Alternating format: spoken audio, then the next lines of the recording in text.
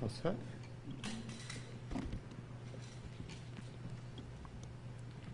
Yesterday morning, Western Massachusetts woke up to the surprising and somewhat disheartening news that the Holy Father had selected Bishop Mitch Rozanski as the 10th Archbishop of St. Louis, Missouri. I say it's surprising, but it really wasn't for those of us who worked with Bishop Mitch over these past almost 6 years. He has displayed an Episcopal style that is inclusive, pastoral, gospel-based, and certainly one that enriches the people of God here in Western Massachusetts. So it wasn't surprising, but it was, for many, especially his staff, a sad day, although we are very proud of him, proud of the fact that the Holy Father has selected him to lead the Archdiocese of St. Louis, who is very blessed today to have in Bishop Mitch a new and very wonderful Archbishop-elect. So, Bishop Mitch, without further ado, I'll let you make your statement to the press. Thank you. Good morning, everyone, and thank you for being here today. As you know, yesterday it was announced from Rome that I have been appointed the 10th Archbishop of St. Louis, Missouri. I had learned 2 weeks ago from the Papal Nuncio in the United States, and I must admit that I was literally speechless when he told me of the Holy Father's appointment for St. Louis. I did feel a rush of emotions, especially one of sorrow in knowing that I would have to leave Springfield. But 6 years ago, at the Holy Father's appointment, I left Baltimore, my hometown, to come here. I want to say how grateful I am to the priests, deacons, women and men religious, members of our pastoral center staff, and parish staffs for all that they have been doing in making the gospel present here in the church in Western Massachusetts. This church quickly became my home, and I am deeply grateful to the people of the Diocese of Springfield for their commitment to living out the gospel and to working with me over these past 6 years. It's not easy to say goodbye, but I'm grateful to Pope Francis for allowing me to remain here as the administrator of the Springfield Diocese until I actually am installed in St. Louis on August the 25th. Thank you very much. Are there any questions or any?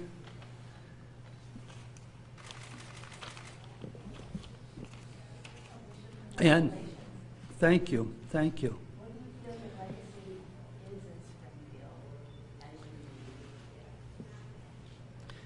you leave? Well, over these past 6 years, as I reflect on the different decisions that I've had to make, one was the very, very difficult decision to combine Cathedral High School and Holyoke High School into Pope Francis High School, or prep school. So that was one of the most difficult decisions that I've had to make in my life. And I said after that, I pray that I never am put in a position like that again. But I think that what has emerged has shown to be a good direction, right decision for secondary education here in the Diocese of Springfield. So I find that would be one of my legacies. One of the great joys that I've had here as bishop was to be able to visit each of the parishes, to spend a day in the parish, to get to meet with the parish leadership and the people of the parish. And that would usually be 2 days out of the month. And then I was able to write them a report that gave feedback and a direction for the future. So that would be one of the joys and I hope one of the legacies that our parishes will remember from my time here as the bishop. Thank you. Bishop, you do a lot of work with the youth, and I know you've done a lot of work, especially in the pro-life movement as well. There's so much going on right now in this country, and we're isolated and hurt, and hearts are heavy. I know you had that prayer service last week praying for an end to racism. how do you encourage young kids right now who look around and say, I think God might be on a break? Well, we remember that especially in those times of trial that we're facing here in our country with COVID-19, many of our young people have certainly had their lives interrupted with their schooling. Many others with their graduation ceremonies either not taking place or taking place in a very different way than what had originally been planned. But to say that in the midst of that, and especially when we are pushed to our limits, that's when we know we can turn to God and God will be there for us. And our young people have put up with so much over these past months with all the upset that we have had. And yet, in the midst of all that, they have proved themselves to be very enduring, very flexible, and very willing to continue their education and to be able to graduate from either 8th grade or high schools or colleges and to move on to the future. So that's, I think, for all of us, a sign of great hope. Bishop, this is not a large diocese, but it is one that is diverse not only in terms of race, but also economic background and interests. What advice would you have for your successor coming in as they're approaching this diverse community, church community? I would give to my successor the advice that there are priests and deacons, women and men religious and laity who are so involved in many aspects of our diocese, to learn from them, to listen to them, and that's the way to form a vision for the future. So that had been very helpful to me as I first came to Springfield, and even as I said in coming to St. Louis, I come with no preconceived ideas, no agenda, but with being able to get to learn. So I think that would be important for the next Bishop of Springfield, to rely on the wisdom that is here, the commitment of faith of the people of the diocese, and to be able to learn from them and then forge a vision with them in order to move forward. Bishop, is there something that you've learned or done here in Springfield that you hope to bring with you to St. Louis?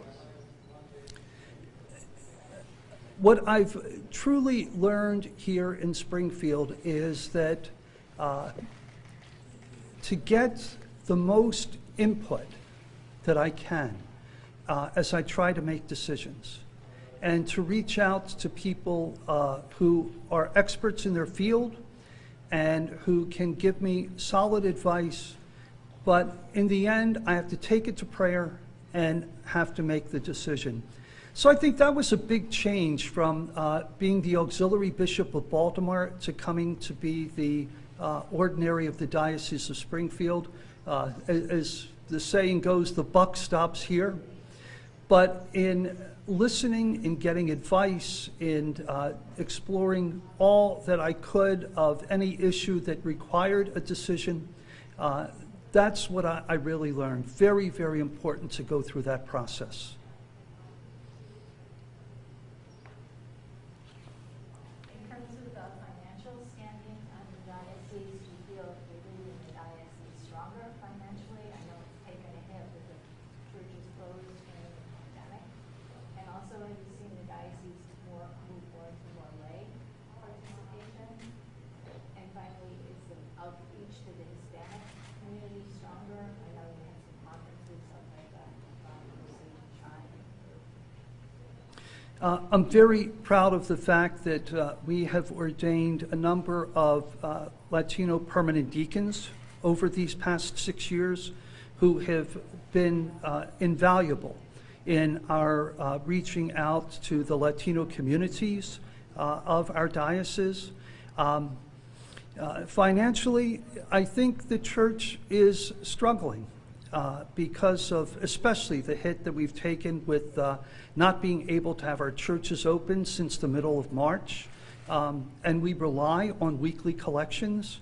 So that has been a great curtailment since we've had our churches closed. So that's a concern. And I believe that's a concern for really every bishop here in the United States in having the churches not being open for that length of time and not having the regular Sunday collections, which really do feed the ministries of the parishes. I'm very, very proud of the lay involvement of people in their parishes in so many different aspects of parish life who so generously respond to living out the gospel, and continue to pray for that in collaboration along with our priests and our deacons and our religious here in the diocese.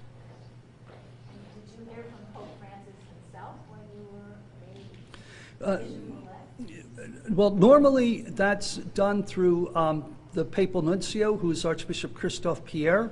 So he was the one who had called me to inform me of Pope Francis' appointment.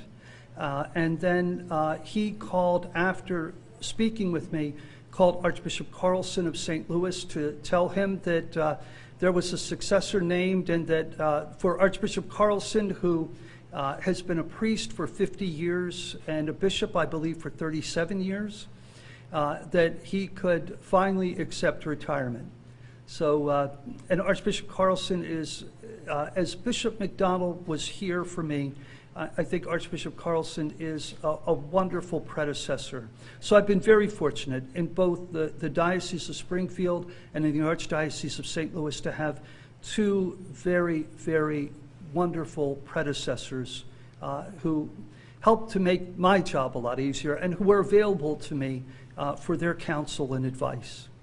And what will the next 2 months be like for you between the dioceses? That time of transition is never a comfortable time, but I hope to do all that I can here in the Diocese of Springfield as the Apostolic Administrator, and do what I can to prepare to actually move to St. Louis and be able to hit the ground running when I arrive there. Do you expect the Velas report to be issued before you leave? I do expect the report of Judge Velas to be done and to be issued before I leave here. Yes, I know that it is very, very close to being completed. Also, that would raise another question of what about the task force that was recently announced to receive the Velas report and to act upon it, make recommendations on it. So that task force will continue its work. They have their charge. They're given what they are to do in that. They formed that in their response to the Judge Velas report. So that will move forward, and I think would be a great help to me and also to my successor here in the Diocese of Springfield. Did you just come back this morning from St. Louis? Last night at 11 o'clock. So I flew back last evening. Had you been to St. Louis before? Do you know the city at all? Or? I had visited St. Louis once. The bishops had their spring meeting in St. Louis in 2015. And I remember that we had Mass in the Cathedral Basilica of St. Louis. And I was mesmerized, overwhelmed when I was there with it's the largest collection of mosaics under one roof in the United States. It took 80 years to complete. So it's a magnificent cathedral basilica, and just truly reflects the beauty of faith. Bishop, can you describe kind of the process now to find a new bishop, and will you be involved in that process? When I spoke with the nuncio, he asked me to put together a report for him with my recommendations about what is needed here in the Diocese of Springfield, what different issues my successor would face. So that would go to the nuncio. Certainly there would be other input from other bishops, and then the nuncio would send what's called a terna, T-E-R-N-A, to the Congregation of Bishops in Rome. The Congregation of Bishops would make a recommendation to the Holy Father, and the Holy Father would then officially appoint a new bishop for Springfield. The nuncio would receive word of that, and just as I was informed, then the new bishop of Springfield would be informed by a phone call from the nuncio. Good. Well, if there's no other questions, thank you so much for being here, and I thank you for all of your work that I've been privileged to have over the past 6 years. Rebecca, did you have some? Yes, I'm working on our next magazine, which features the 5 transitional deacons who will become new priests on August 15th. So I wondered what advice you're giving them. They're coming in at a time of pandemic. They're coming in at a time of transition to a new bishop. What is your advice to those new guys coming in? Sure. There are 5 what we call transitional deacons. They've been ordained deacons last year. They were scheduled to be ordained priests on June the 6th, but that date, because of the COVID-19 virus, has been moved to August the 15th. And they have received great training in the seminary, solid basis for their beginning of priesthood. So I would advise them to use the great training that they've had, the skills that they've had, and they have worked with the priest of our diocese over these past months, so they've seen how to live stream masses and what has been done to prepare our churches to open. So I think they have a very solid base in which to begin their priestly ministry, even if it's not in what we would consider the most optimum of times.